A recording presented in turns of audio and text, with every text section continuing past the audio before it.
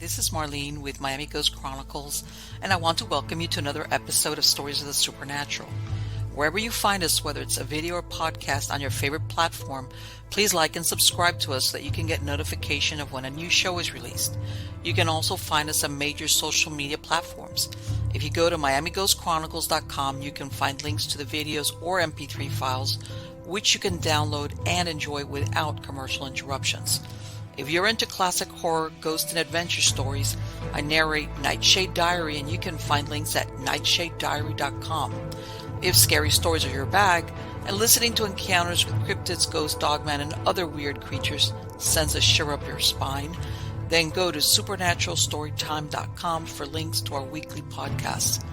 Noteworthy news about the paranormal world, true crime, conspiracy stories, and anything that is just plain weird can be found at eerie.news or visit the Stranger Than Fiction Stories tab at miamighostchronicles.com. Please subscribe to my newsletter on Substack. Just go to mppellicer.com for a link. I want to thank you for being part of my audience, and I think you are all wonderful. Hi, everybody. How's everybody doing? Good? I'm doing great. And it's what can I say? It's an interesting day in the neighborhood. Nothing, sometimes, no, wait, I take that back. There's times, that saying, be careful what you wish for. Like, sometimes interesting is a two-edged sword. Sometimes it's better to just take a back seat, and normal and ordinary is great. Believe it or not, it's underrated.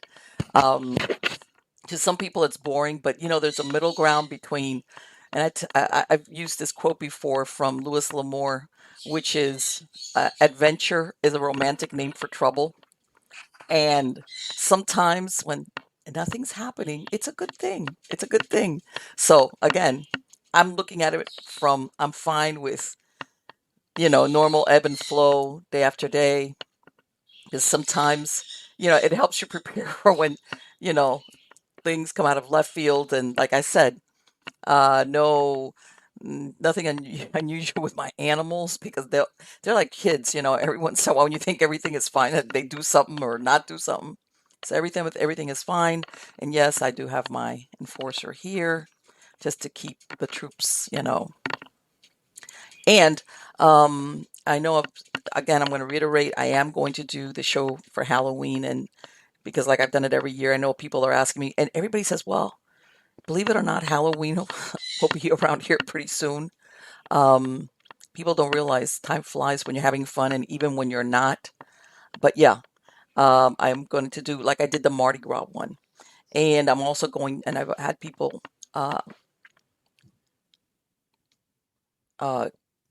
also ask me about, are you going to do the whatchamacallit, how can I say it? Because I've done the other links to hypnosis and things like that, and I am planning to, I've promised and I haven't delivered. How's that? That people wanted me, I was supposed to do it for the New Year's resolution, and I didn't do it, and I am going to do it.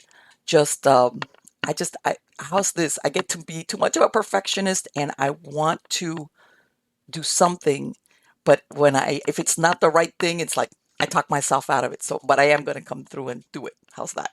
I promise. I promise. But anyway, guys, let's get on to the good part. And the good part is, who is the guest tonight? This is the first time this gentleman has been here on Stories of the Supernatural. His name is Paul Blake Smith. Okay. And, most of the time, I usually talk to I give like a,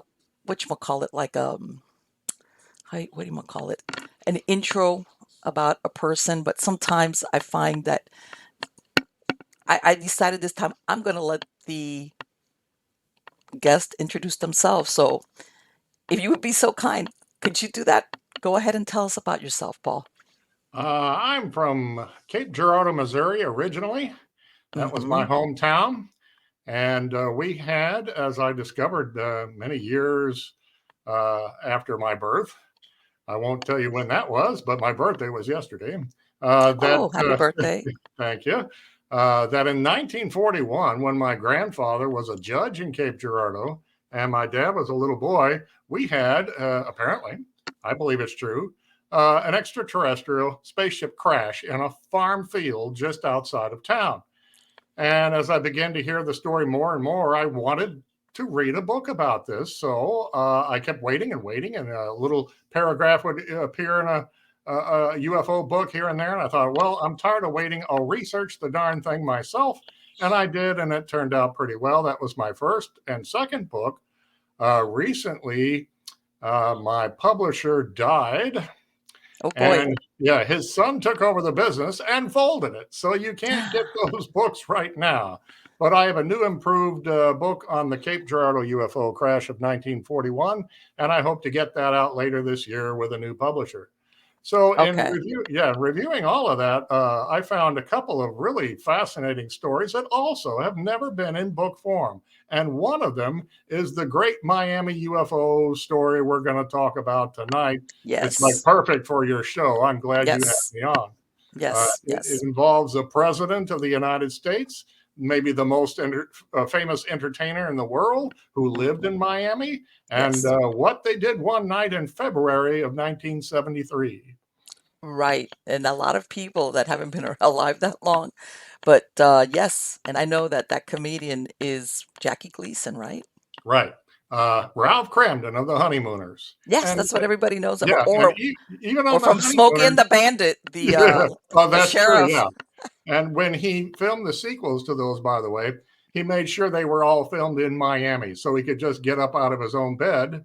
And he Yes. lived in Lauderhill, a subdivision of Miami, in a gated community called Inverary, where he used to host his own golf tournament back in the Yeah, he 1970s. was big time into the golfing thing. Yes, Yes. he golfed constantly. That's why he moved to Miami from New York City in 1964.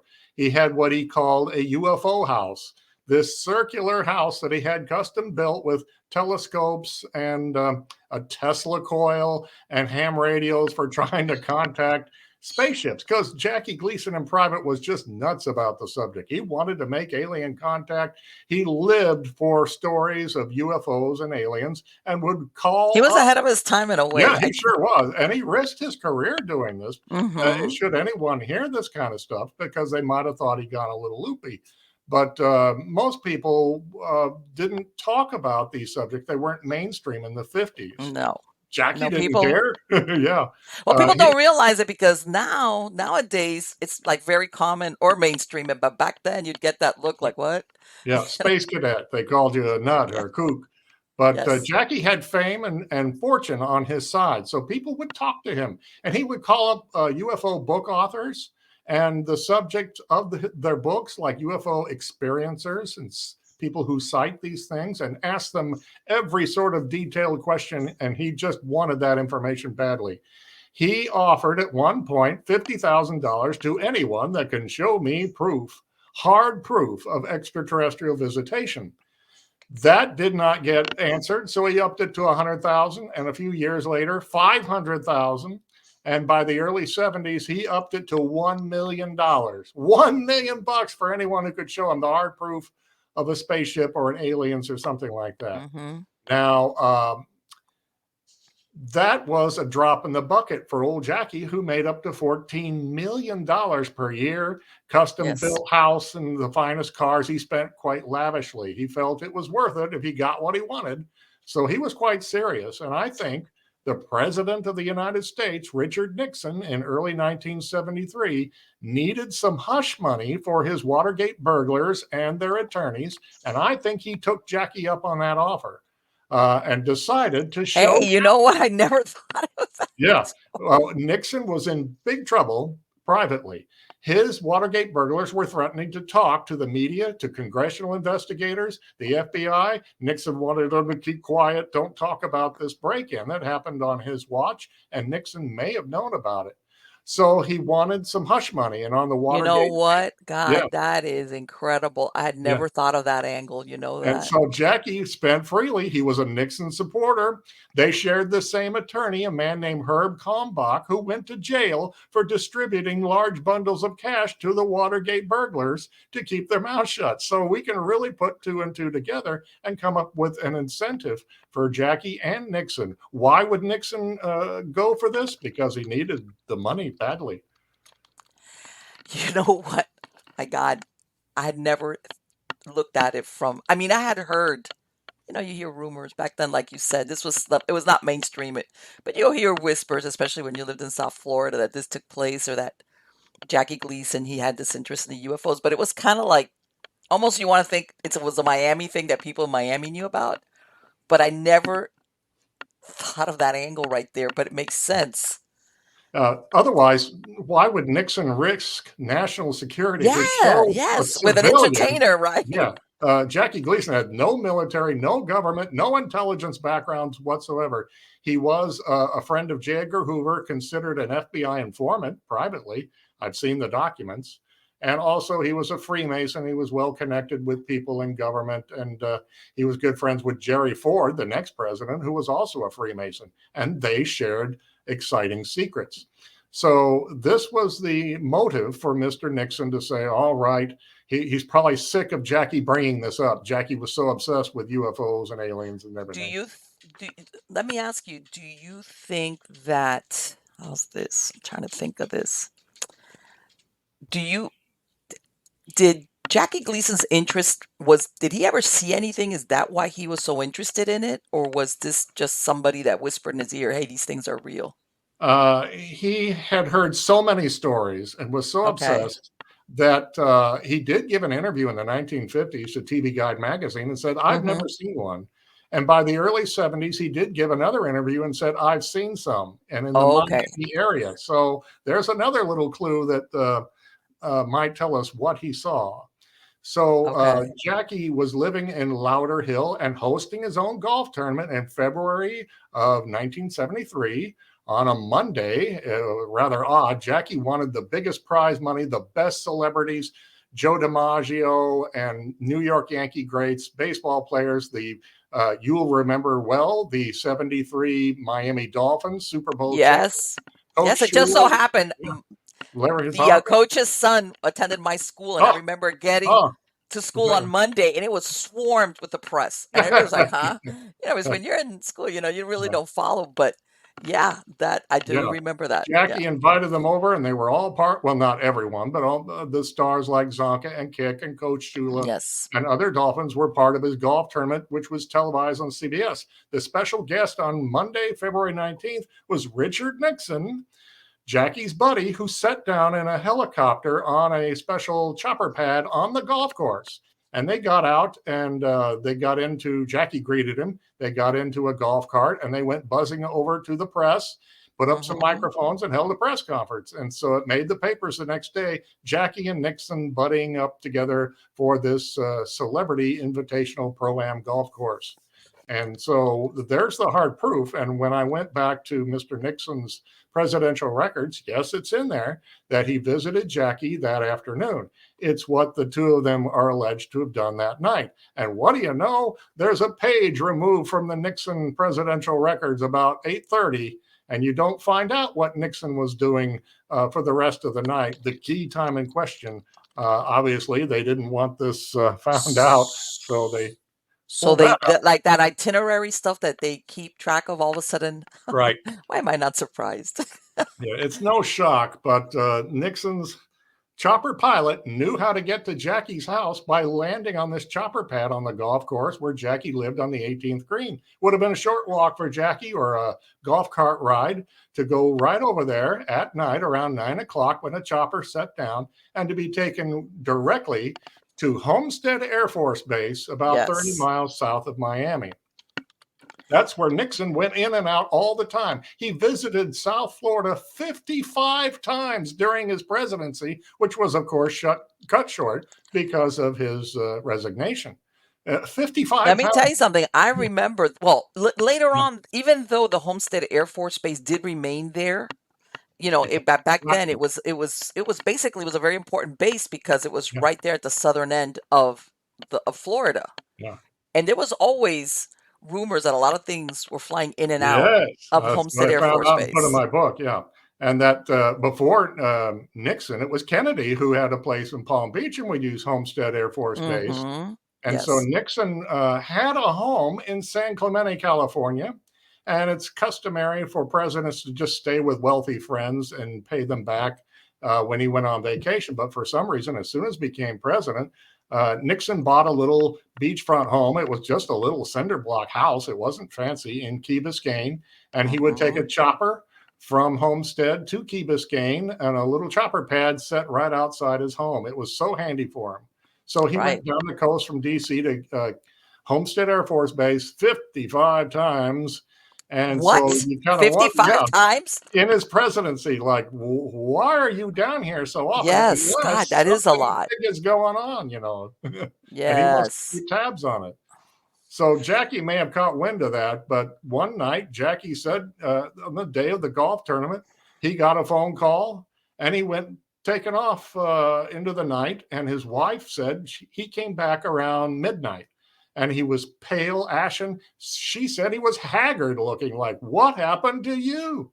And Who came she, back? The Jackie Gleason came right, back? Jackie came back that night and he was shook up real bad and he slumped into an armchair in the living room and she said, where Uh-huh. have you been?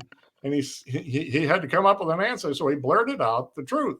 He says, I've just been to an Air Force base with the president and he showed me what I've been wanting to see at last. And she said, what? And he said, that's alien bodies. The president of the United States showed me alien bodies at Homestead Air Force Base. And she's probably like, oh, come on, where have you been really? And so he had to explain that Nixon was his guide, his escort for this inspection tour, that Mm-hmm. likely Jackie just was flown there in a helicopter, flown right back when they were finished. It only took like maybe 2 hours for the whole thing to come together. Nixon probably took his chopper from Key Biscayne and met him there and showed him the hard proof at last, what Jackie's been craving for his whole life, just a few days before his birthday, which was a few days ago, the Mm-hmm. anniversary of his birth. Right. So it really shook him up bad, is what his wife said. Like he wasn't play acting. He was pale as a ghost, she said. You know what? I guess what I'm thinking of, that saying that they say, be careful what you wish for, Yeah, because you when you just get might it. get it. Do you think it was that what shook him up? And I know there's no way really to know, but was it just a confirmation that there was some type of extraterrestrial life, or was it the nature? In other words, he was already a believer, but he saw Right. something. That's a The good nature point. of it was Yeah. like, this is not what I thought, that, Yeah. either. The only thing I can think of that somebody would come back like what you described is that there was some type of possibility of a threat to humanity. You know, in other words, this wasn't going to be like the that movie, The Day the Earth Stood Still, or in other words, Well, that maybe he saw something that was, this could go so wrong. he told his wife what he saw, dead bodies of alien Okay. creatures, corpses. But as you say just now, you kind of wonder if Jackie saw more than that and Yeah. didn't tell his wife everything, to have himself braced up emotionally to see this all his life and then see them. What Mm-hmm. else did he see that he didn't tell his wife? Her name was Beverly. She waited about a year and she was split from Jackie. And she had given an interview with a tabloid and said, Jackie told me this crazy story, and I think he was telling the truth. It's wild. He said he saw these 4 dead bodies of these small alien creatures with big bug eyes and pointy ears. And they were only like 2.5 feet tall, dwarfish looking. And And this if was how long after? So, do you think maybe he held back, maybe because his marriage was maybe already in trouble, and he just said, possibly, yeah, he "I'm could just have. gonna give you the cliff Yeah. notes on this," but Yeah. It's that's what he at least claimed to her, and she may mm-hmm. have left out some of the story, or he may have left out some of the story.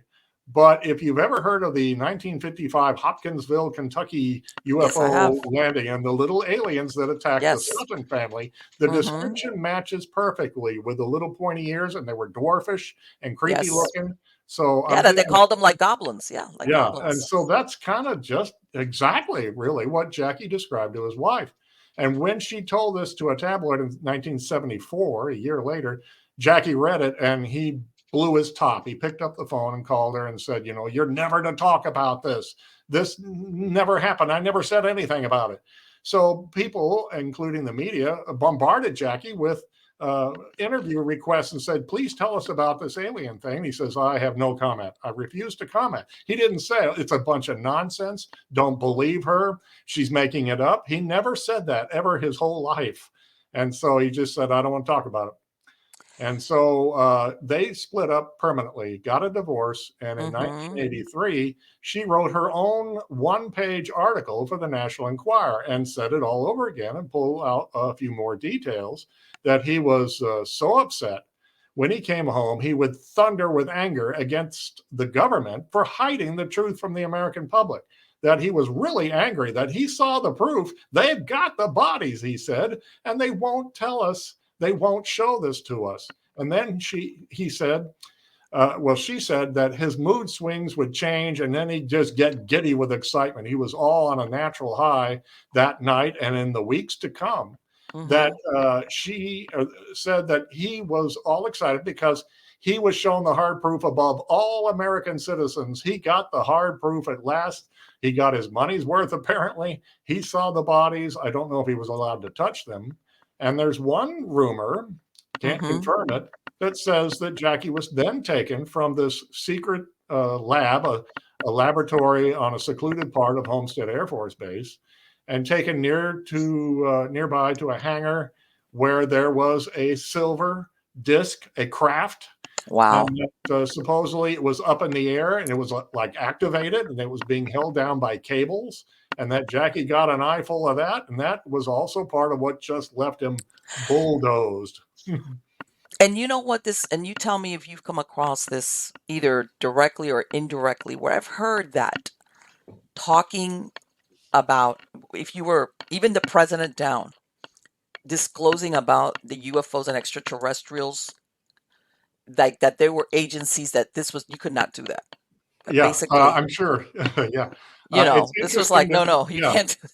it's interesting to note that as of February of 73, J. Edgar Hoover was dead, Allen Dulles at the CIA was dead, Mm-hmm. LBJ and Harry Truman, the only living presidents, both of them passed away in the past month and a half before the big reveal to Jackie. So Nixon was Oh. king of the hill. He could do anything he wanted. He just won re-election the previous November in a record landslide. They called him King Richard, the imperial president, because he always seemed to do whatever he wanted anyway. So he had to have felt like, who's going to stop me from Well, but you revealing always heard that it was like I don't want to say even whether it was military or one of the maybe NSA or something and that as tried some to stop? even maybe something we don't even know that Yeah. this was like even if the president you're not allowed to disclose upon Yeah. this for whatever reason, whether and they of course it would cite national security, but this thing of letting where the public, like what Jackie Gleason was saying, like they should tell the American people that this is happening, it was like no, like and from what I understand, along the years certain people met their demise because they were getting too close to Yes. Kind of scary information. stories there.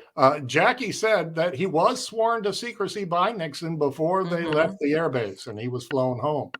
So that's a believable part. And yet Sure. he broke that oath right as soon as he got home because his wife thought, probably, have you been out drinking? Have you been out with a mistress? Where the heck Yeah. have you been? And she was alarmed by his appearance and his giddy mood swings. He'd be angry, he'd be excited, then he had But you trouble know what? eating Maybe and he such. even thought, I don't want to die with a secret. I might. Yeah, that's true. If you can't tell your wife that you're married to, Well, it's almost one of those things like, I wish I could tell you more, but I'm bursting. So I'll tell you a little bit, yeah. but then I'm not really going to tell you the other part, the one that I wonder if there had any that were alive. I raised that question in my book. the Mm-hmm. Nixon-Gleason alien encounter. And I don't have a hard, fact for that, but I lay out the possibility that, according to a government document that was leaked in 2017, the document was written in January of 1989, and it said, uh, this is a whopper, this is a big one. Human alien diplomatic exchanges were going on secretly in the early 1970s. That's Nixon's time. Was that what was really going on at Homestead, where aliens were landing, sending out friendly pilots and astronauts and scientists across the base, and we would send our own representatives, maybe intelligence agents, to go into the ship, take off, go for a little ride, and come back, and then they filed their report. Diplomatic exchanges, isn't that a very exciting thing that you could have witnessed if you were Jackie? And that would also have just blown you away.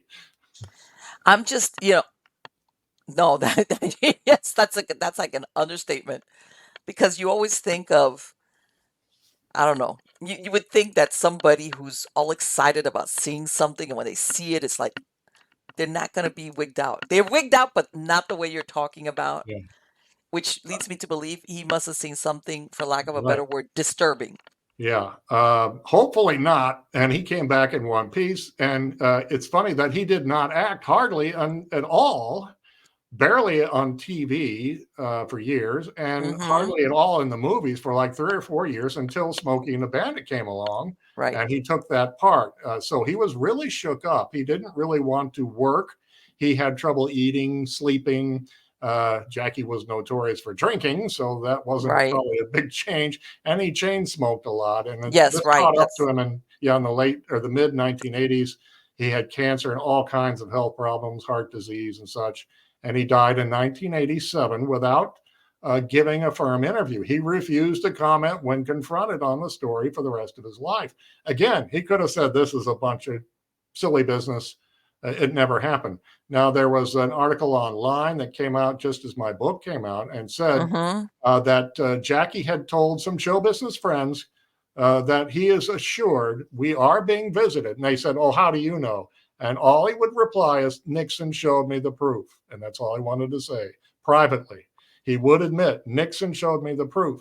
Publicly, he wouldn't admit anything at all. So there's more confirmation that Jackie really was taken on this excellent adventure, which I now have in movie screenplay form, and we'll see if my agent can land that with a movie company. Such it's Okay. such a terrific story, and we'll Yes, it see is up. because it's like in that deal, let me tell you something. That $1 million deal, that makes sense. Yeah, Where and you know and what? And Jackie maybe told him, "Hey, I want $1 million worth of whatever it is I want to see. Better be worth $1 million."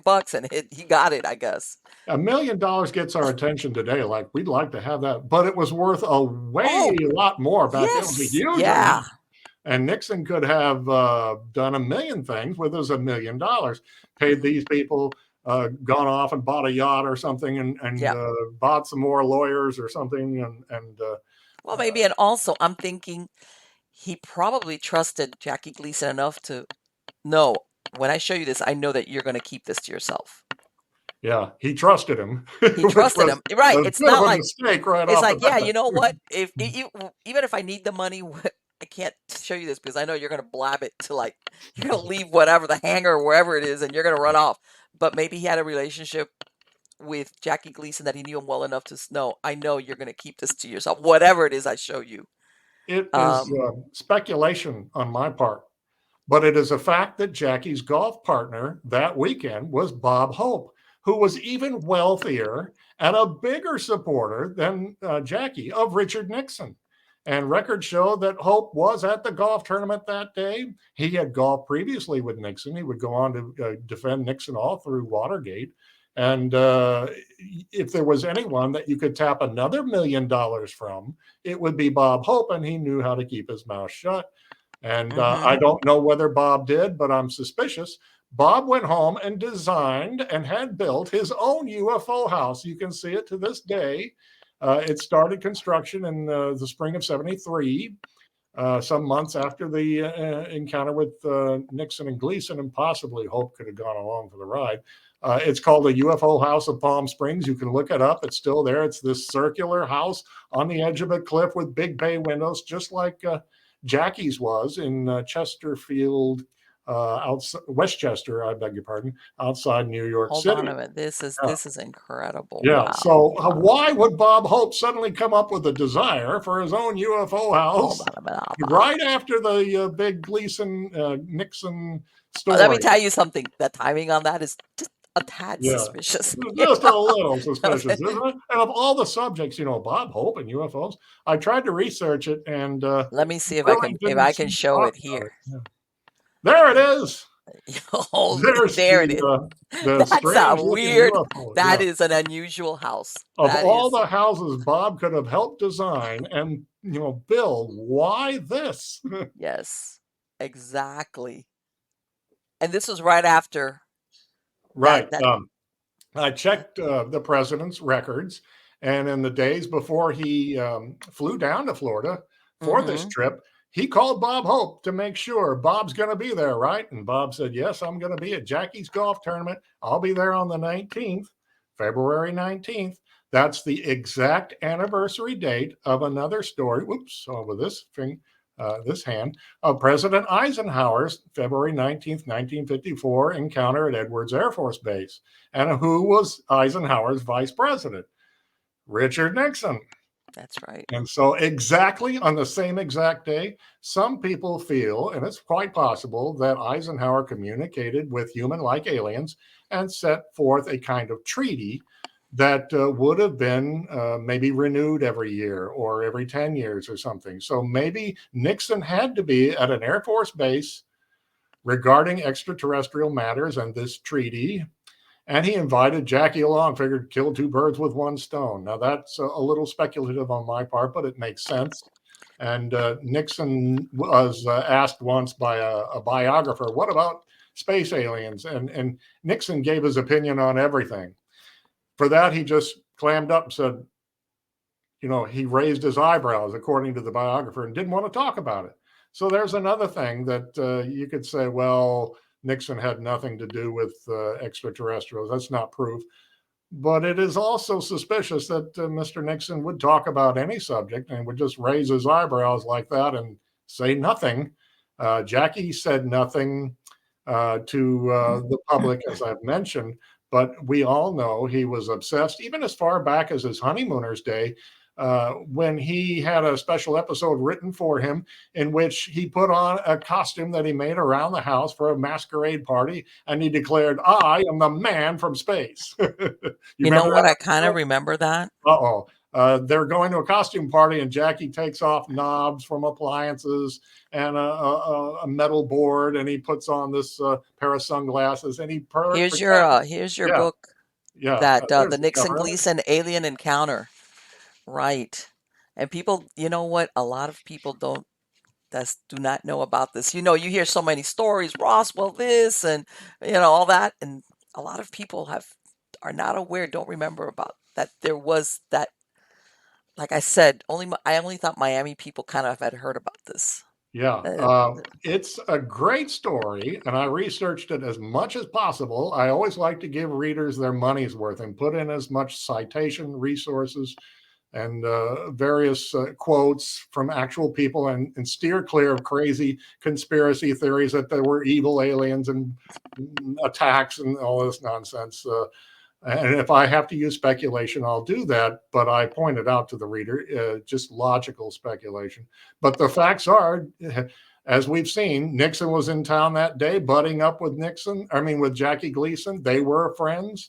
Homestead Air Force Base was just a short chopper ride, and that Nixon's record for that night has been vanished.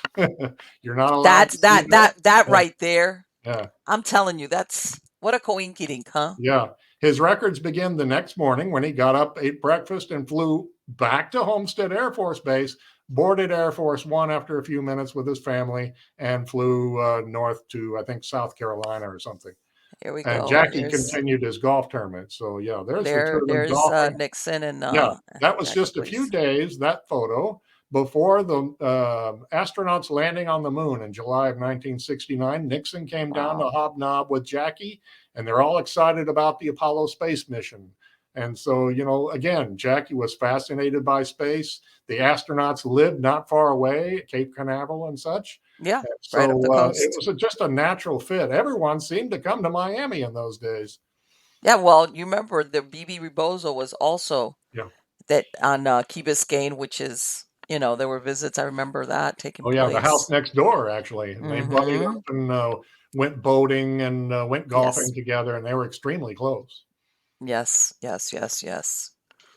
God, I mean, let me tell you, it's and of course, it's incredible what goes on in the public purview as versus what's actually happening Yeah. in You the find out background. years later, yeah, don't you, about a lot of stuff. Oh, this was going on. Well, they didn't tell us that then, did they? Yes. And One like of I said, and Jesse, Homestead, even besides this, Homestead Air Force Base has always had a reputation for weird stuff going on yeah. there. It was flattened in the early 1990s by a hurricane, and it's been rebuilt as something slightly different. I lived through that hurricane, so I Oh, know really? about all Oh, of it. my Oh, goodness. Andrew, Really 19 bad. Yeah. August 23rd of 1992, 22 into 22nd. Yes, 23rd. Yes, it was. It was supposed to come in a little bit north, and it came in right through Homestead. Like it caught people aware but unaware because it came in like I want to say maybe 50 miles south of where they said it was going to go into. And yeah, it everything got Flattened Homestead like a pancake, flattened. really. Yeah, that Yes. made the Yeah. national news. Mm-hmm.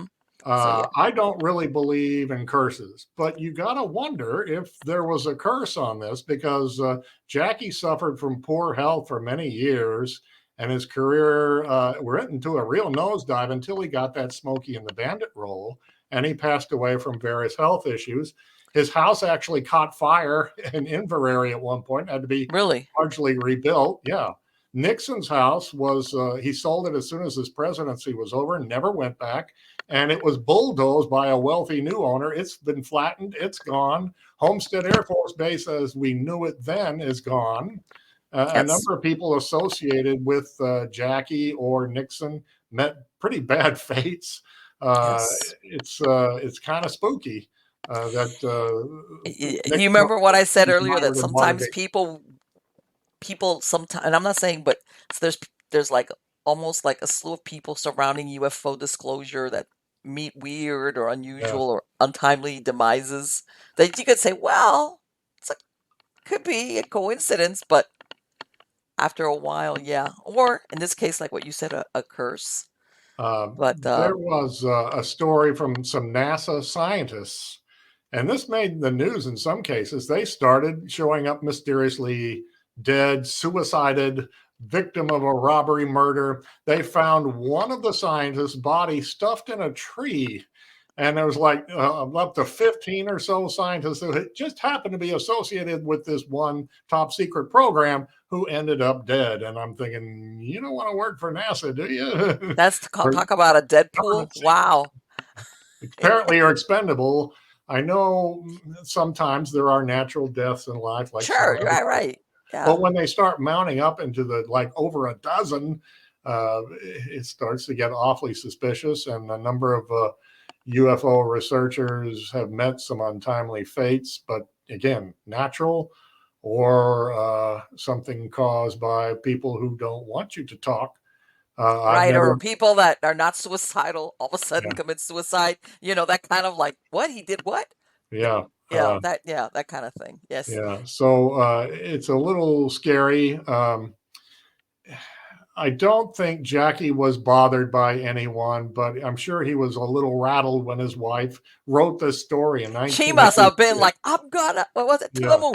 I'm gonna kill her. Beverly wanted to write her own tell all book, and she wanted to start things out with this one-page article.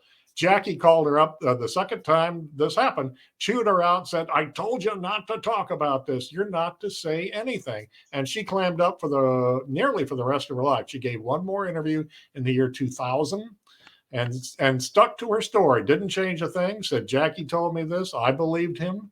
And she said that Jackie had met not too long before, I believe, the 73 incident with a U.S. astronaut. She didn't name specifically who it was, but she said he was one of the original pioneers in space. And I'm thinking Hmm. it's probably Gordon Cooper, who was invited to Jackie's golf tournament that day. He was president or present with Nixon and Gleason and Bob Hope. They were all together. Well, Wow. anyway, Jackie had been told by a NASA astronaut that there are aliens visiting, that the astronaut had seen them on occasion and in a space mission. And that sent Jackie into a bit of a tizzy because he was all excited by that story and realizing that, after what he was shown in person, it wasn't a joke. Nixon wasn't a hoaxer. He wasn't a joker type person who set some dummies out or something like that, that this was Right. the real deal, that he'd finally gotten his answers he craved for like 20 years. Right. And God knows maybe what he was shown because that's Yeah. yeah, you always think of I'm thinking of prior to this, and of course everybody says that all these sci-fi movies that were produced about alien invasion was because of the Cold War, and you either had human-like or stuff like War of the Worlds. But God knows what he saw that really like it was like I knew I thought they existed, but God, you Yeah, know, he said that Nixon had an armed escort. They were super serious soldiers with weapons, drove them across the base to the secluded laboratory where there was a guard guarding the door, top secret stuff. And that inside were four examining tables with four bodies stretched out, apparently identical. And again, pointy eared, big eyes, creepy little dwarfish aliens, right, and that he did not describe seeing any injuries, any wounds, which, if they were there, the wife did not recall this. And so you kind of wondered, well, what happened to these creatures?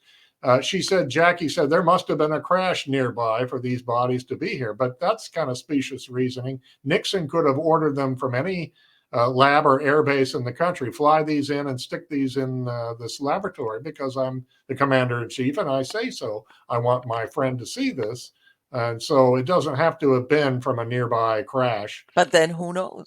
Yeah, Can you or imagine? anything that's coming down out of the sky at night for Homestead, which is, as you have said, rumored to have had some strange things going on Yes. around there. It's bordered nearly by the Atlantic Ocean, so Mhm. it's high security, like the Army, Navy, Air Force. They've all got operatives and offices on that base.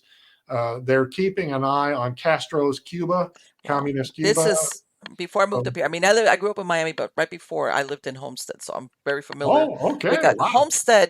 Basically, Homestead is right down. You go down, and that's it. You're going into the Keys, into the Florida Keys. Yeah. You zip down there, and then you're hitting all these bridges going through the Keys. But exactly, it's the bay is right there. The as far as the Atlantic Ocean and Some everything. farmland. Yes, and it's yeah, it's right there. It's basically, for lack of a better word, it's the southernmost point of Florida Keys. They say is 90 miles to Cuba, and then Yeah. this is a little bit further. But I'm saying as far as and down in Key West, they do have a base, a Navy base, but not like Homestead Air Force Base. It must have And felt like the end of the world. You're at the tip of the peninsula down there. yes, yeah, yeah, Yeah. yeah. So But it's but somewhat what I'm saying, as far isolated. as bases, this Homestead Air Force Base it was a huge base. Even after when they kind of shut down a base, but they always kept it open. It was really weird because the city of Homestead basically circulated around this base while it Yeah. was open. There's a military, not functioning, but for, a bar to appeal to the men on the base to come walk over and some shops and such, but probably not a whole Right. lot going But on. once the base decided to leave, which really in reality, it kind of like hurt the businesses and because, they had personnel even living out in the community. I'm telling you, the base was a big boon to the economy, but even after they supposedly left, they were always still there. Yeah. And so, For Air Force One to land there, it had to have been a good sized, top security, a lot of personnel guarding the yes, place. And so you didn't yes. want to mess around with that. That's probably not some place you want to just think, I'll just go walking in and take a look around. They would have Oh no, no. You been could pretty you could quick. walk around. But they were always the main entrance. It was guarded. They Yeah. had sentries to go in Patrols, there, fencing. Yeah. and I'll tell you this much. They had very close to it. There was, I don't know if you ever heard of Job Corps, which is, where they help, when kids that they need help, that they're, problematic kids, they send them over to Job Corps so that they could get training, like trade school kind of stuff. There was and it's a government installation, was right next to um, Homestead Air Force Base. And this was a few years ago. And one time I was out there doing an interview because there had been a murder thing. But let me tell you something. It was incredible how they were guarding this Job Corps thing, which had nothing to do with you would think with the military. Yeah, It was, guarding the vocational center. yeah. It was like, what is this? What is this? Yeah. Why would you They have to guard that? Exactly. If all we're talking about is, this is a place where they were sending kids, that weren't doing well, behavior problems, and this is basically where they would train them and give them some type of apprenticeship. Job Corps, they have them all over the United States, that program. But yes, and this was only a few years ago. Weird stuff is still going on there, I guess is what I'm trying to say. Did you know a alleged psychic named KT Frankovic? Ever KT. heard of her? No. She claimed that she lived for a few years in Homestead and Mm-hmm. would go outside and exercise and everything. And Okay. she claimed that she was south of or outside the base. I'll just say that. I don't remember what direction. Okay. And was walking through an orchard because there's a lot of, orange trees and such. She said, not far from the base, she encountered an extraterrestrial creature. Like somebody came down in the wrong area, and landed and hit the farm instead of the air base runway or something like that.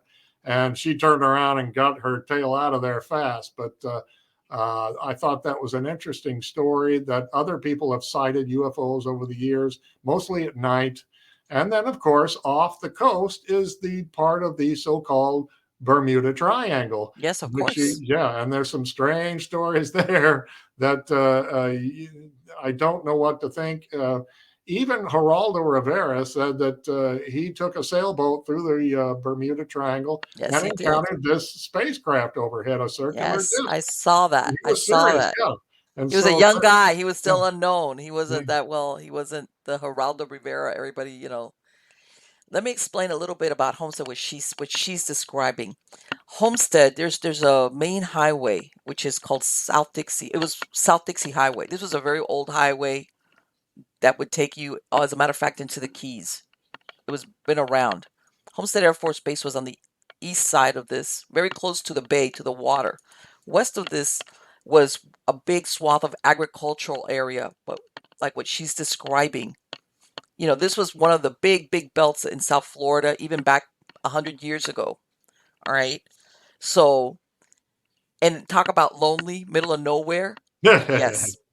So if she was out there, how can I tell you that dividing line, that US one, that South Dixie Highway was, if she was by there, I could see, I think I know where she's talking about, depending also on what year it was.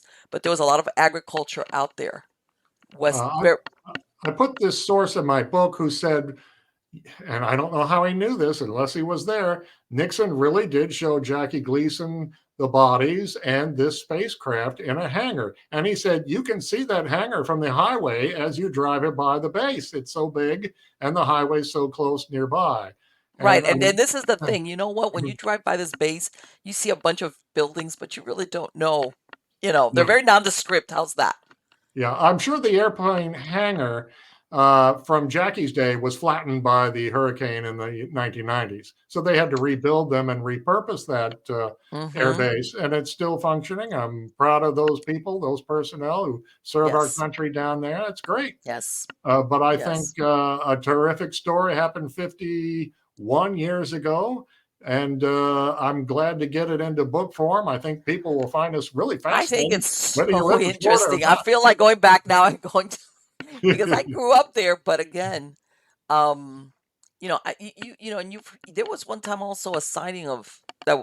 I mean, there was different sightings, but there was one at the Miami airport also, not uh, of UFOs, that was supposedly seen by the personnel in the tower, the air controllers. So, and of course, like you said, the Bermuda Triangle, that always has that Yeah. Besides the thing of the ships disappearing, there's also a lot of sightings of Yeah, UFOs. discs and craft, mostly at Yes. night, but not entirely. Were you in Homestead in the early 70s at the time of the incident? I lived in Miami. Okay, Oh, this okay. is my but I could drive into Homestead all the time. I drove into Homestead all the time. This was all part of the county. It's Miami-Dade County or Dade County back then, and it was Miami, and Homestead was, like I said, further south. And if you went into Homestead, it was like I said, it was just a lot of farms. Basically, it was farmland, a lot Yeah, of the landscape nursery people, fruit trees. This was like the agricultural belt yeah. A lot of of farmland Miami-Dade from the County. yeah, from the photographs I've seen, a lot of farmland, and that helped kind of Yes. make the base more remote to keep people from just wandering over there and trying to peek in, private Well, property, you farmland. know what? I'm going to tell you, honestly, back then, also people, I'm gonna, were either had more respect or were scared that they would not go on a One of the base. two, yeah. Yeah, nobody was about to try to get into any type of military base because Yeah, it was understood something bad's gonna happen to you. You're gonna get yeah. shot if you're in there without permission or doing something. It's not like the paparazzi nowadays that you see them trying to get into stuff. You know, unless you Uh, were like a journalist with credentials and you were allowed, nobody, I don't think, was going to try anything like that. can I ask you if you remember specifically when and where you first heard the Nixon-Gleason rumor that went around? Oh my God. Is that God, escaped you? I want to say maybe, I want to say in late 70s, early 80s, around that time period was after, like, this wasn't something that hit the news like right away. You know how something disperses Yeah, through the it takes a public and while. Yeah, it takes especially years. yeah, especially when Nixon was out of office and all of his Right. underlings, some of them went to jail, and Hmm. others never found employment again in government. So that people may have felt more free to start talking about this and other secrets that started to leak out. So Nixon had a lot of secrets, as we found out as the Well, you know stories what?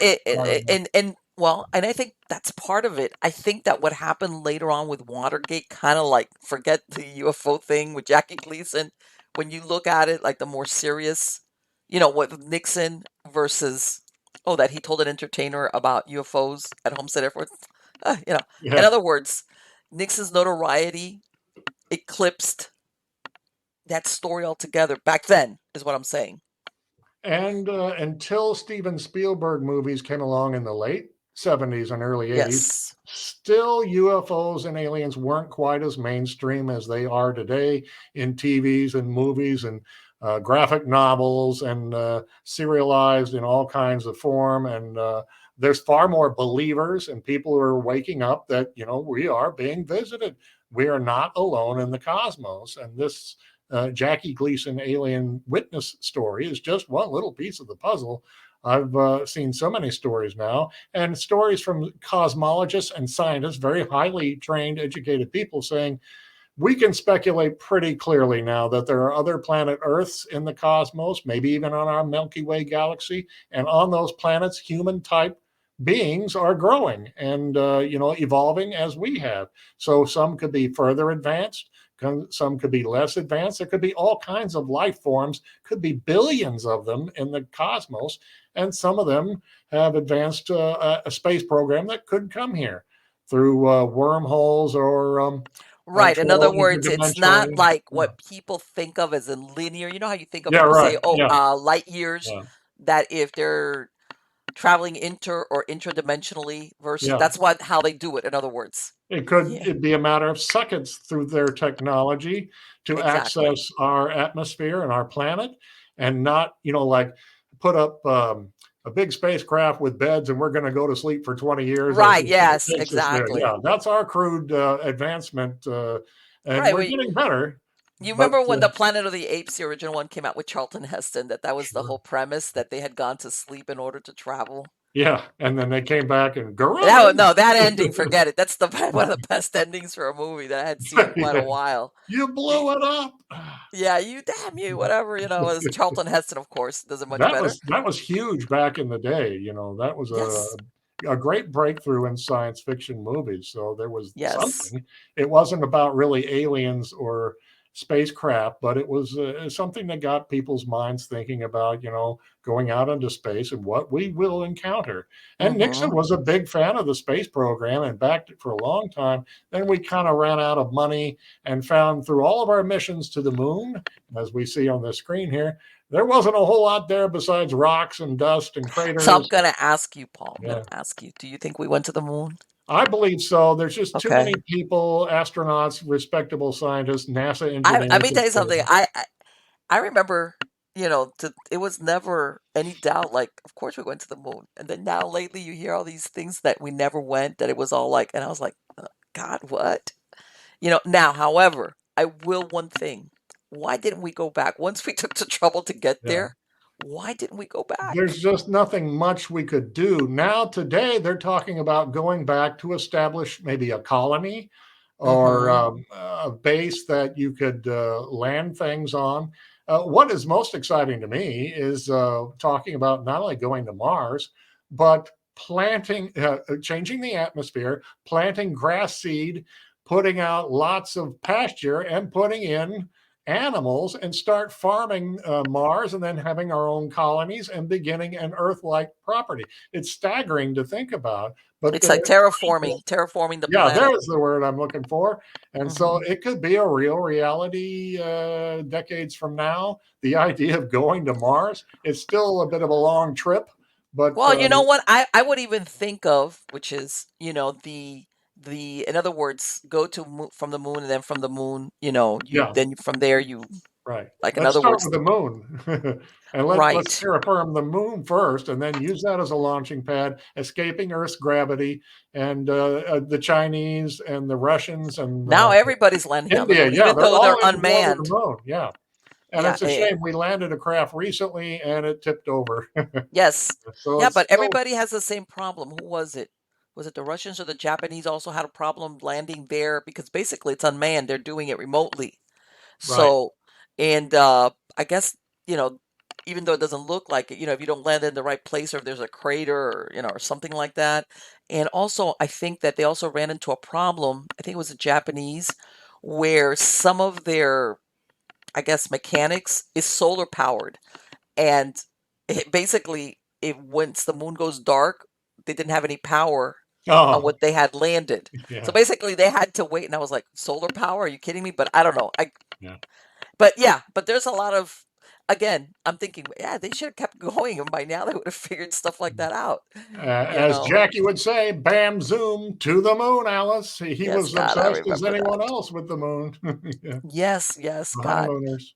And he was, like you said, and of course, let me tell you something. I remember him so well in that movie of The Smokey and the Bandit, because let's face it, yeah, Burt Reynolds, but really, Yeah. he kind of like stole the show in a way. Yeah, Jackie stole the movie. He Yeah, was easily the most over the top funny guy. You laughed at yeah, his lines. He may have played the villain, but he yes, was so exactly. brilliant at it. He was a New Yorker. He's playing this Southern sheriff with an Yes, accent, and Burt Reynolds' father yes. was a South Florida police officer. And Jackie listened to all of Burt's stories about what his dad said and what he did, and he applied that to this character. And you really start to believe during the movie, Jackie's a small town sheriff in like Arkansas. What's this county mountie doing here in Texas or Alabama or Georgia? He's not giving up. That's how Right. talented Jackie was. He was amazing. He could do anything.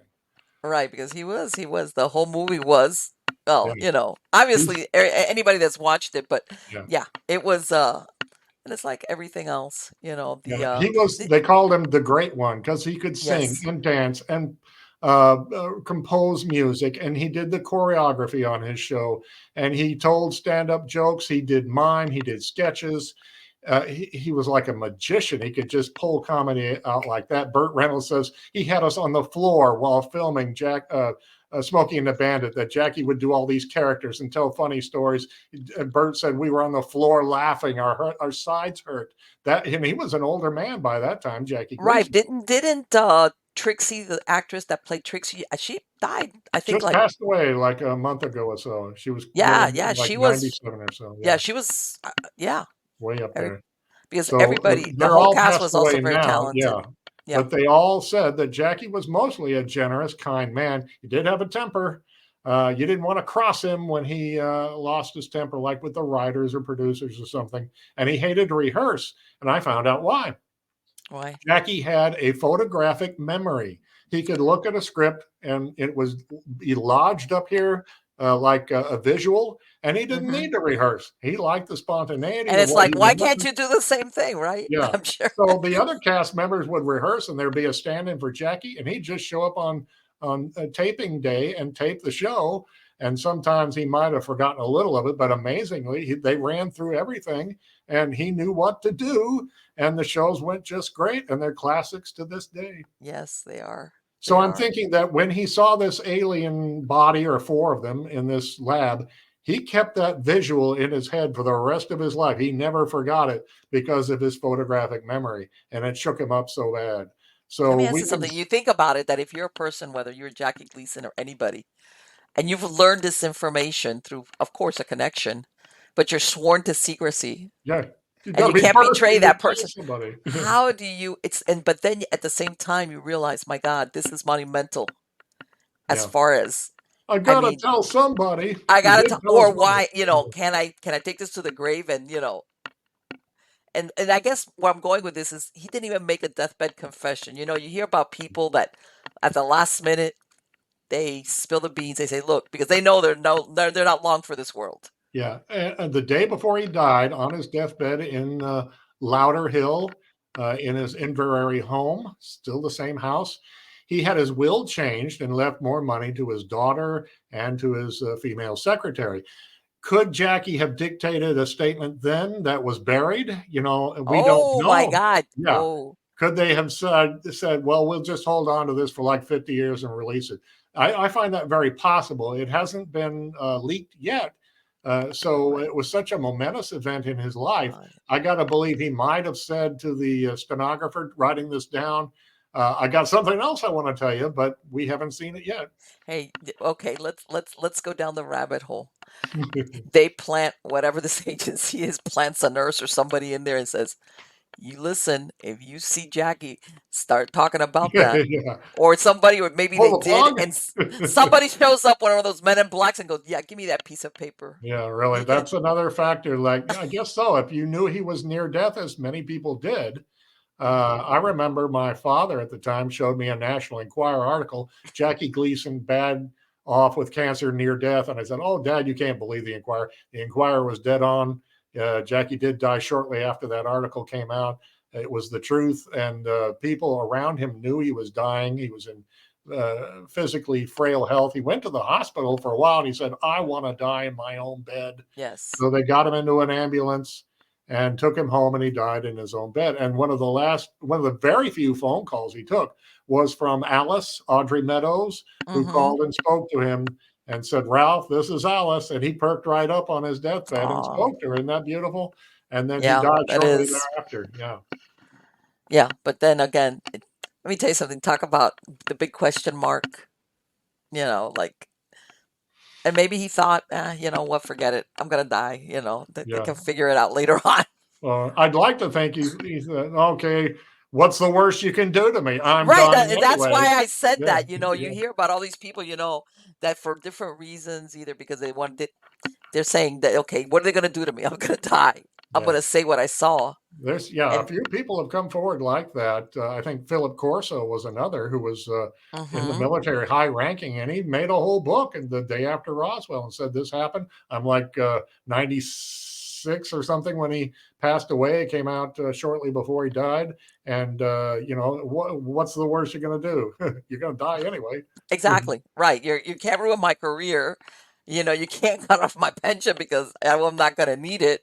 Yeah. Um, it's like, what are Maybe you gonna there's a threat that would be out there. Oh, your family, your relatives. You don't That's want the anything only to happen. one that sometimes it Yeah. makes me think Might have a that, little accident if when you're well, gone. think about it. And I've always, you always hear, like you said, ex-military and people that later on they talk about what they saw. And I think, you know what, I imagine there's got to be other personnel that say, you know what, even if I'm gone, what if they start wondering what I told my family? Or if I told my family? Am I going to put them under the microscope for some reason? Because if I talked about it, then God knows you spoke to your wife, your kids. What did you tell him? And of course, I'm thinking somebody that really knew a lot of stuff, really important stuff. And I imagine there's people there that said, you know what, I know some things, but I'm not going to talk because I'm not going to put them, under the microscope, from whatever the agency is that goes, you what? You're doing what? Yeah. Now we got to eavesdrop on everybody's, all your family's conversations just to find out, you Uh, know, what you want George to talk Knapp about. is a UFO reporter and an author. Yes. He was an investigative newsman, and he got a lot of stories about what's going on at Area 51 and aliens and stuff. And he said that the witnesses he talked to are more scared of the American government than of any Yes. aliens coming down. That's Yes. how bad it can be. Yes. Mac Brazel, the guy Yeah, the out in farmer, the Roswell, rancher. Yeah. they said his family and people that first of all he said that he very rarely would he was very short and abrupt. He never wanted to talk about, but that throughout the years before he died, he said that the biggest mistake he had ever made was coming forward Oh, and talking about what he had yeah. seen, what he discovered out there. They made Okay. him very afraid. Yes. In other words, it was like, why did that from what I understand, he thought he was doing the right thing, or he was just, to him, it didn't seem like such a big deal. Then, and that afterwards, and later on in life, he kind of like described it as, why couldn't I have just not done it? Like it affected his life profoundly. And I think it had to do with what you're describing that, that maybe he was either threatened or told, hey, you better not say anything else, or just, whatever. Nowadays, there are some more whistleblowers like David Grush and apparently some Yes. others. Congress is taking this seriously, looking into it. Apparently, I think someone like South Florida's Marco Rubio said we've got a little flood of people who have come in to tell us to testify or give their story in privacy that we are being visited. The American government has the proof, kind of like what Jackie said he But saw. let me answer, do you think that it's weird though that after so many decades of basically discrediting anybody that would come forward, Yeah, now all of a sudden they're like doing congressional hearings and I'm like, huh? You're yeah. what? If it all comes out, I then don't know. what does this say about our representatives in Washington, including U.S. presidents, for many years who have either belittled the subject, Yeah. tamped it down, or just were in complete denial that was part of the program, and now they're going to come back and say, "Oh, we were lying." What do you know? And a classic example is Area 51 itself in Nevada. The government denied for decades it even existed. And then in Right. the mid 90s, there was a court trial and then things got down to the nitty gritty. And eventually they admitted it's real. And yes, it's an air base and it's called Area 51. We've been lying all this time. So there's an What do you example. exactly? Yeah. And and this is the thing. And then what's everybody? I think that um I don't know. I still like I'm a little bit suspicious of the motives. Call me cynical if you want, but I don't know. Because so many people, I'm going to give a short story. My husband was a Port Authority police officer up in New York, New Jersey area, and one time he started working like the overnight shift, and he said he saw some strange lights out in the out in the landing strip somewhere, something. And he went and he spoke to his supervisor. And the supervisor, he said the guy at one point used to work for TWA, not longer in existence, pulls him into his office, closes the door, tells him, Henry, don't ever talk about that again. Do you understand me? Yeah. Shut up. And he goes, yes, my husband was like kind of wigged out because he says, when you work out in the airport, even though he worked, what plane lights look like, you Yeah. know, and it These was a weren't wind, an airplane. right, and he said it was a winter night and it was a lot of snow. And he says, I knew what airplanes looked like landing or taking off and things like that. And the guy said, look, and he goes, well, then do me a favor. Put me back on daytime. Get me back on day shift. I don't want to be out here anymore. I don't, like in other words, I don't want to see anything else. And sure the guy goes, no problem, don't worry about it. But he says the guy took him, he's like in other words, don't tell me because I don't want to know what you're gonna tell me because, in other words, once you have that information, you then becomes this, I don't want to know, I don't want to hear it, and I'm going to give you advice. Shut Yeah, up. Don't talk there's about that ever so again. much fear in people, especially if you have a government contract or a government Hmm. job directly. Hopefully, many of these confessions or these whistleblower stories will come out, they'll be released, and we'll get more to the bottom of this, congressionally or not. And we'll see more and more why the government has kept the lid on, what we're kind of facing, and what we can expect. There's a CIA agent named Ramirez, I think his name is, who claims that in the year 2027, we're going to be kind of forced into more revelations. A bigger thing is coming, and the government kind of wants to hold on and keep the lid clamped down until then, like 3 more years.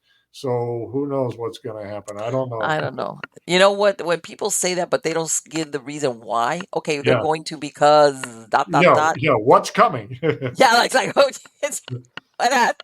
But that, But again, anyway, it has been wonderful to speak to you, Paul. I want to thank you so much. And for my podcast listeners, what's your website or where they can find you and your work? I got a really crummy website. I'm almost embarrassed. I need to work on it. It's called mo41.info. But you can get my books from amazon.com. And I look forward to writing some more. I might have a book on Ronald Reagan. I certainly got the Eisenhower Nixon book. And I Okay. hope to get my Cape Girardeau book back up and with a new publisher. So look for me there. Let me Oh, tell you also, something. Yes, go one ahead. more thing. I've also got my Eisenhower and Nixon books on audio, cassette audio by Tantor.com. I sometimes forget to help promote that. If you want Yes. to listen, it's well read by Tom Bayer, and you can get those at either Amazon or Tantor.com directly. Yes, let me tell you something. I've always been a big reader, and it took me a while to get onto Audible to listen to books, but it helps a lot because basically you can do things while you're listening, you know. Yeah, yeah. Do the dishes, Yeah, either there's a go lot of drive, stuff that you can do. do your Exactly, errands. Yeah. exactly. So I know So, exactly what you mean. yeah. Again, Paul, thank you so much. It's been wonderful. I mean, you said you're working on another book or you haven't started it or you're gonna. I've got a lot of data on Ronald Reagan, but I think some of it's kind of redundant that people have heard this or read this before. I'm looking for something Hmm. a little more fresh, but I could make it a trilogy of Republican presidents, I guess, from Yeah. Eisenhower to Nixon to Reagan, and that would be kind of cool. So we'll see if I can get my act together.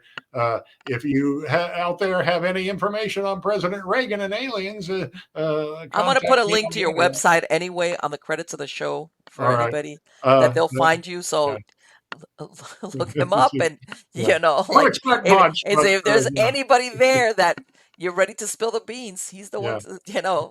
I get occasionally tips or information on the Cape Girardeau UFO story of 1941, and Hmm. I have that on Facebook pages. I'm on Instagram, Twitter, LinkedIn, and Okay. Tribal. So there's all kinds of. If you just look up my name, Yes. that I'll be there. And I'm interested in any true stories, not a lot of wild conjecture or craziness. Right, right. Yeah, in other words, give me something that, you know, Yeah, I know exactly what you mean. Like, yeah, you just read that somewhere, didn't you? It's like yeah, what you're yeah. telling There's me. there's a problem with that sometimes. But I Absolutely. thank you for having me on the show. It No, was a on lot the of fun. contrary. Yeah, it's a great story. I hope the people who enjoy your show enjoy my book. Absolutely. Take care and good luck to you. Thank you. Wow. You know what? I had heard that. I had heard that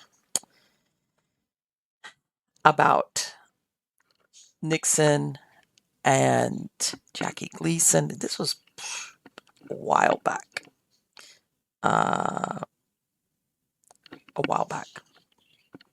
But it's one of those things that kind of floats out there, and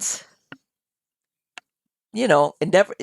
To be honest with you, I want to say he's one of the first persons that I've seen that's really done a thorough dig into what was happening. What he said, that thing about Bob Hope and Bob Hope building that house, and so many things that I guess, to be maybe the only way that you can really see the coincidence, well, not coincidences, I guess is what it is, like hindsight, like that now that the years have passed and people can look back and do the research and say, hey, look at that. And look who was there. And look what Bob Hope did after he, you know, did Jackie Gleason tell Bob, hey, there's something there. I can't tell you exactly, but they do exist. And Bob Hope said, yeah, well, I'm going to build a house that looks like a spaceship kind of thing. Yeah. How much, but then ultimately you think all these people that were, whether politicians or stars or wherever, the ones that actually got the information from a credible source, that let's say that there was extraterrestrial life, nobody's ever really definitely said yes on their way out. Hey, I saw this and this is it's almost like that towards the end and I don't know if it was fear of repercussions, like you said, or they were told, hey, you got to be patriotic. You can't, what we're discussing, even though you think that the American people need to know this, don't, because it's going to harm us security wise, military wise. And their patriotism didn't allow them. Like, what was it that stopped people that had, through a connection, had actually seen or witnessed, like, hey, this is not like let's say this scenario he had with Jackie Gleason. This wasn't somebody telling them. This is something that they saw. Or even if the person saw, somebody told them, it was like somebody that they absolutely 100% trusted and they believed because they had access. Like, I know that this person, if they told me this and they saw this, it wasn't like 3 or 4 people down. Like, yeah, the guy that knows the guy that knows the guy saw this thing in the hangar. No, no. Makes you wonder why these people, at the end of the day, once they're getting towards, I know some people die unexpectedly, but a lot of these think they're getting older and they're getting on in years, and let's face it, um, the thing about the UFOs and things have become little by little more mainstream. Think of X Files in the '90s and all this other stuff. Well, I didn't say. By the way, guess what? I went and I saw this and blah blah blah blah. Because let's face it, if Joe Schmo over here, who's an average, like a normie, a regular person, says, "Hey, I saw a UFO," or "I was abducted," or "I saw alien bodies," everybody's like, okay, yeah, maybe you did, maybe you didn't. But once you start getting somebody, either a politician or even a celebrity, because let's face it, sometimes we give a lot of credit to celebrities like that. But anyway, that the celebrity at the end of the day has some type of audience, has some type of reach. Okay, that none of them have come forward and said, hey, by the way, I'm going to tell you all what I saw maybe 20 years ago. I went here and I saw this and I saw that, and I've held my peace because I promised or whatever. But you know what? I think I'm a goner like within the next few months. So this is what it is. Nobody's done that. Like definitively. Somebody that you could say, again, what is it? Fear? Patriotism? Um, or then you think about it. What if the ones that they say be careful, the ones that come to get you, it's not going to be the men in black, it's the aliens themselves. That'll really put, that talk about playing with. And again, I'm fascinated by what he said, that Jackie Gleason comes back from this trip. Be quiet, you guys. And is wigged out. He's wigged out. He saw what he's been wanting to see, that you would think, wow, he saw it. You've been asking. Here it is. But he's so shook up.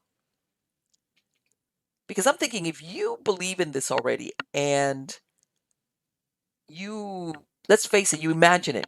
In other words, my imagination's taken you from they look like humans to they look weird. But already you've already rehearsed in your mind that moment when you might have that confirmation of extraterrestrial life. But then you actually see and you come back so shook up. That tells me this was something that you never imagined. You never went in that direction. That you're so totally like like what he described. And that's, I think, is the most unusual, what's the word I'm looking for? The most unusual thing of that whole scenario where he goes off with Nixon and he comes back and his wife probably thought he's gonna pass out, he's gonna die, something's wrong. All right. Um, maybe it was a live one. But I'm thinking again, okay, they take you and they show you some corpses of dead ETs. That's pretty astounding. But let's face it, I'm sure that up to a certain point, mm, it's like, okay, but what if they had a live one? And all of a sudden, this is or maybe he's being told, yeah, we have a live one, and yeah, we have their spaceship, but the truth is, we have no idea how to run this thing. These people, these species, whatever they are, technologically, they outstrip us. They could run circles around us when it comes to technology, and we're just playing catch up. And the truth is, we got to be really careful because we don't understand their technology, how it works. Like in other words, if we had to defend ourselves from them, this is just me making things up, but why not? We would we'd be on the short end of the stick. In other words, we have no, what's the word I'm thinking of? How can you, if we ever had to, for anybody that's seen the War of the Worlds, that's kind of the theme of that movie. That technology wise, the aliens are superior to us. They have an invasion plan, and that's it. They're decimating humans from the earth, and basically, what saves our butts is germ warfare, unintentionally, but that's how it works out. Same thing. We could, we there's no way to make war against these aliens because first of all, we might not even be able to see them. Besides the technology part, besides the technology part, you know. So in other words, yeah, we got to play nice with them, and we could never just hey, which think about it. If you've got a superior civilization saying I want this or I want that, and you're gonna have to say yeah, sure, okay. You don't like it, too bad. Oh, by the way, we're gonna be picking up some of your humans running around, some of your population. We need to experiment on them. Just make sure and hush it down. Don't say anything. What are you gonna do? Okay, sure. Because everybody always thinks of the idea of that there's a treaty or that we've basically the government has said sure, like in other words, a bargaining, like a bargain thing. If a species or civilization or a culture, whatever you want to call them, is so superior to you, there is no bargaining. You're gonna bargain with what? They're telling you what they're gonna do, and you're just like, okay, sure. Yeah, and by the way, we're gonna do this and we're gonna do that, and we're gonna. By the way, we might also use some of your genetic materials because